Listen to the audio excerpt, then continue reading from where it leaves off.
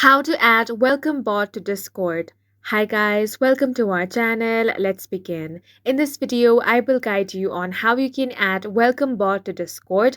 For this, open up any web browser and head over to discord.com. Make sure to sign into your account. Now you want to open up the server where you want to add the welcome bot. Then click on this drop down. Now select the option of app directory. Then you want to search for ProBot. For that, click on the search bar and search for ProBot. Now you want to click on this one right here. With this, you can make a professional server that includes welcome images, voice text levels, reaction roles, logs, moderation, and many more. So go ahead and click on the add app option. Once you do that, it will take you to another page. Here it says ProBot wants to access your Discord account. Scroll down and click on select a server option, and from here select your server.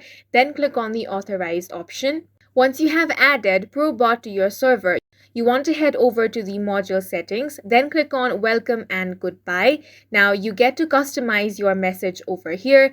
Here you can adjust some other settings as well, and that's it for this video. If you found it helpful, please make sure to hit the like button and subscribe for more videos like this.